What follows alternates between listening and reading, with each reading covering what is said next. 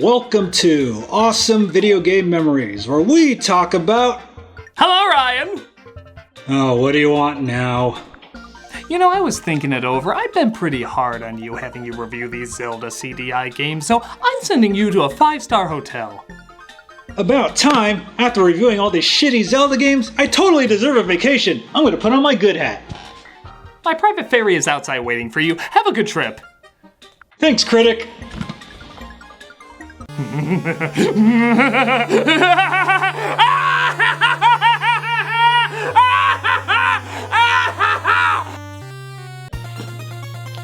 Hey, are you the Nostalgia Critic's private ferry?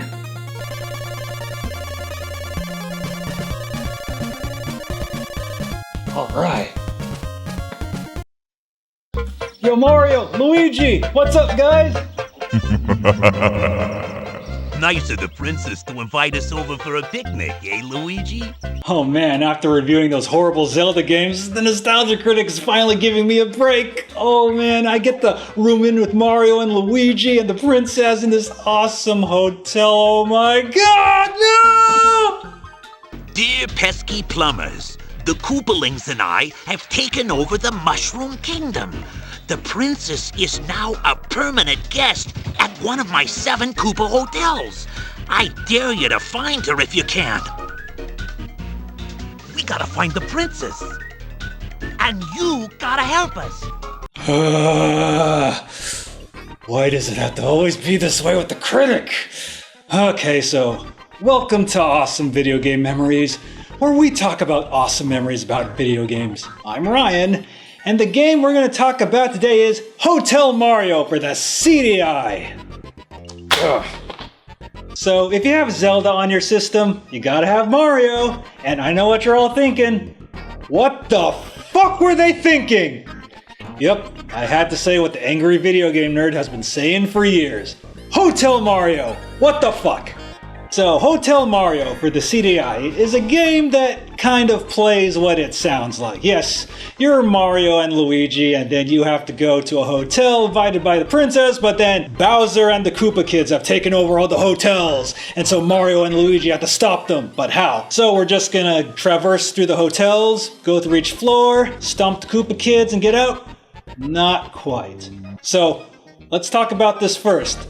The cutscenes in this game, yes, are done by the same people who did the Zelda ones, but they actually look pretty decent. Like, they don't go all over the top like Zelda and Link. They just kind of look a little more stiff, but hey, they actually kind of look a little like the cartoon, and the voice acting sounds a lot closer to the cartoon, than all the current Mario voices, but hey, it's pretty decent. It's, Mario has, the New York accent, Luigi wants his pasta, Bowser's laughing, ha ha ha.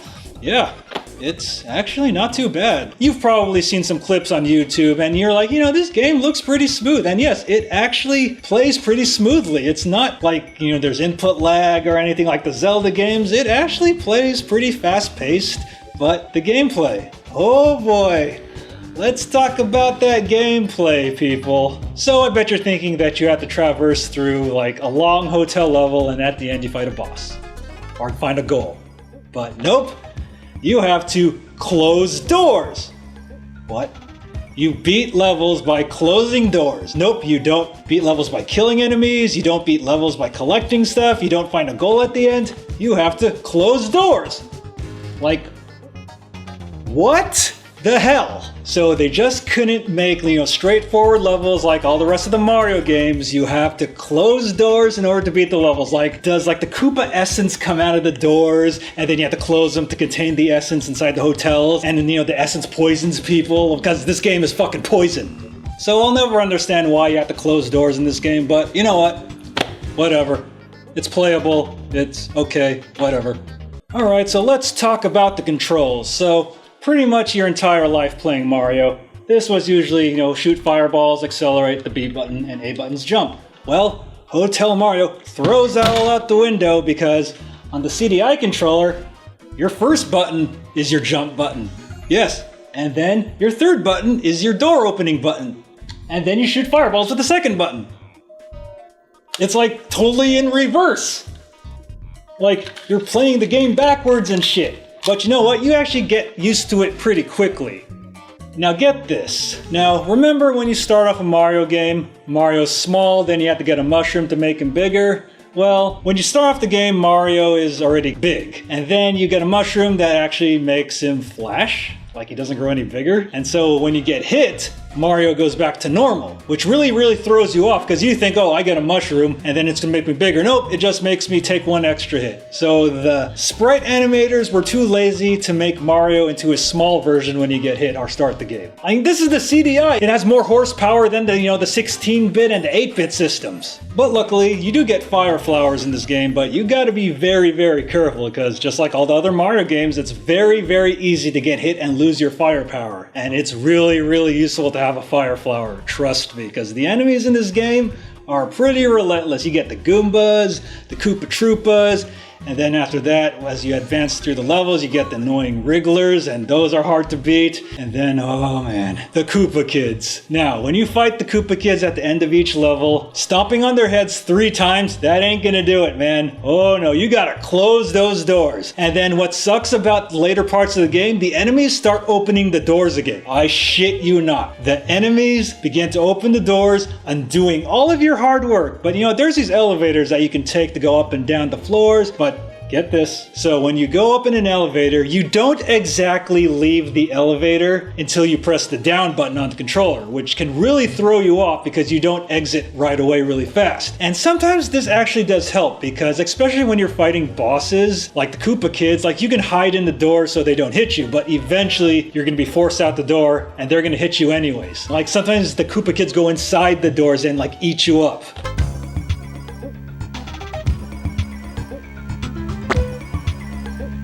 Wow, they eat Mario in this game. That's pretty morbid, man. And also one huge problem I have with the game, yes, the floors are really low. So if you jump up and hit an enemy on a floor above you, you're gonna die. You're gonna get hit.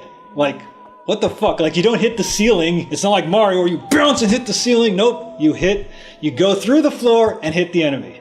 Yep, so you gotta be really careful when making jumps in this game. And of course, as the game progresses, the hotels get a lot harder. Like there's an ice hotel where you're constantly slipping all the time, and then there's another hotel where the power keeps going out, so you have to play in the dark. And it's really hard to see in the dark in Hotel Mario. And also, the elevators start getting a lot more random. Like, let's say you go in an elevator on a lower floor, it's gonna put you on an elevator like maybe the second to last to the top floor, and then you gotta memorize these because you gotta close all the doors and then your enemies can open them again, and then you have to memorize where each of the elevators go, and it's really annoying. And so you get to the final boss, Iggy Koopa! Holy crap, Iggy was the mastermind all along! But wait, once you beat Iggy, it's Bowser, and holy shit, he is huge in this game and really difficult to beat. Actually, you can't beat him. You have to close all the doors and the elevators go all over the fucking place. And holy shit, Bowser is so huge. Like, he takes up like 2 whole floors. So you gotta be careful. You'll get around him. And this is actually where hiding in the doors actually helps. So Bowser like jumps all over the place. And if you actually memorize Bowser's pattern, which you really need to memorize, then you can beat him. And so you beat Bowser, you reclaim the hotels and all the room service, and the princess gives you kisses. Can I have one too, princess? Because I know you're not going anywhere with Mario. I've played all the games after this. And you know what? There's a level select code in this game. I did not even know about this until I finished the fucking game. That could have made this game so much more tolerable to beat. There was a level select in this game all along. And I think any sane person would actually beat this game with the level select. So yeah, Hotel Mario for the Philips CDI. This game is pretty funny at times and it has funny animation, but it's not really memorable in my opinion. I think you're just better watching the clips on YouTube of this game, but you know what? I recommend just go out and play it. I don't care, get an emulator, buy the system. Luckily, it's not very expensive. It's only $50, or if you work for Channel Awesome, the Nostalgia Critic will send you to a hotel where they pretty much force you to review it. And unknown to us for a very long time, there was a game on the CDI called Mario's Wacky Worlds, which in my opinion should have came out instead of this game. It was kind of an indirect sequel to Super Mario World, and it plays pretty decently. Go check it out. Alright, so that wraps up this episode of Awesome Video Game Memories about Hotel Mario. And if you have any memories about this game, Make sure to leave those in the comments below. Take care. Wait, hold on, I got a message from room service. Wait, why are they charging me for room service? I haven't even gone in the room yet, and I thought they were gonna build a Nostalgia Critic. Critic!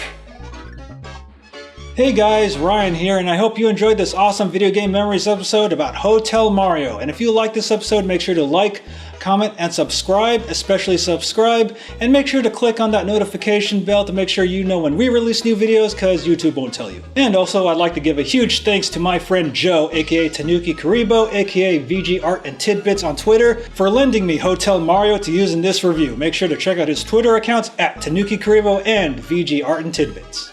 And I'd like to also give a huge thanks to Doug Walker, aka the Nostalgia Critic, for making a cameo in this video, and make sure to check out his channel at channelawesome.com and his YouTube channel. And if you want to see me and the BalGeek Plus crew play this game, well, God forbid, but we'll probably play it anyways, and many other games, you can watch us on twitch.tv/BattleGeekPlus. And make sure to check our schedule to make sure you know what games we're playing, and make sure to follow us. And if you got a free Amazon Prime account, you could subscribe to us and get some cool perks.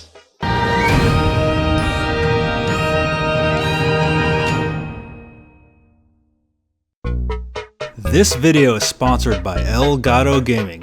For the best in video game capture and streaming, you can purchase your own with the affiliate links down below. Hey guys, want to support us? You can support us at patreon.com/BattleGeekPlus, because every dollar helps us bring you a better show.